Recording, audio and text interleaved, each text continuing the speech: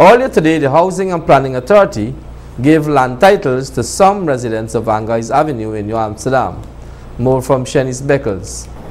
The demolition crew of the Ministry of Communities, Central Housing and the Planning Authority, CHPA, on Friday last demolished illegal structures that were being used as shops in the Angoy Avenue area in its efforts to regularize the community. Earlier today, in continuation of the regularization process, the CHPA gave the Angoy Avenue residents the opportunity to lawfully acquire their house lots.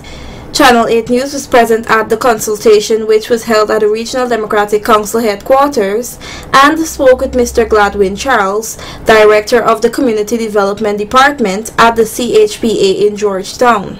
Over the years, people occupy, maybe like starting from the early 60s or even before. And because of various issues, the area was not regularized. Persons could not have owned, or they squatted, but they could not have had ownership to the land in terms of title or transport. So the government is in the process of regularizing.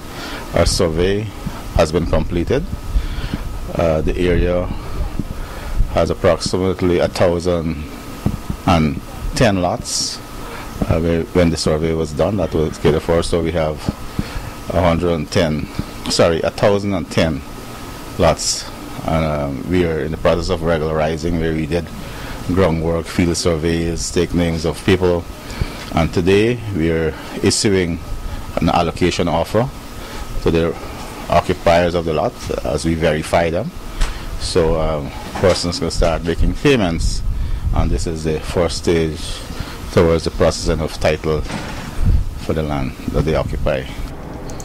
Mr. Charles disclosed that the prices for land varies depending on the size of the lot and its location, although he revealed that the highest price some persons will pay for their lands is $400,000. Persons occupy different sizes of lot in the area.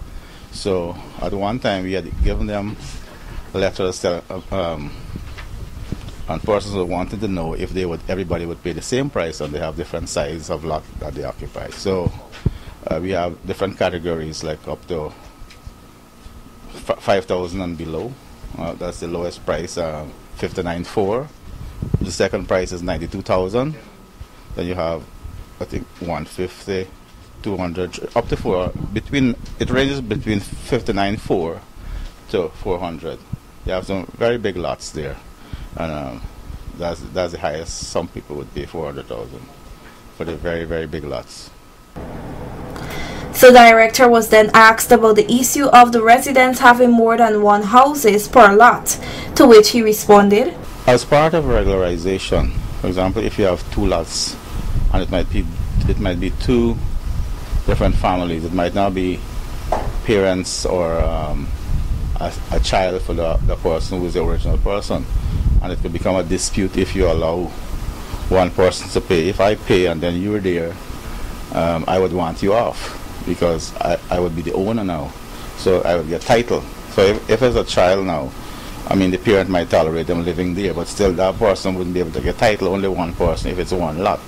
So what we do as part of the regularization, once we have those issues, we would put it on hold, and we would work with that other person to find a lot in a scheme for relocation.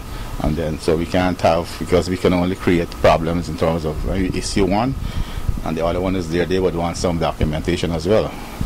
If it cannot be divided into two lots. Some people build another house after we would have done the survey.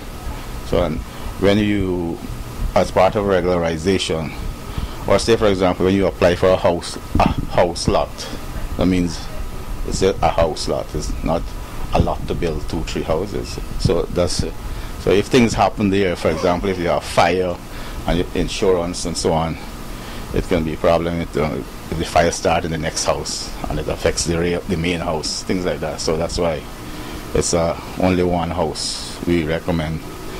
It's not because it's a squatting area that we regularize. You want to regularize it, make it like normal like in any other area.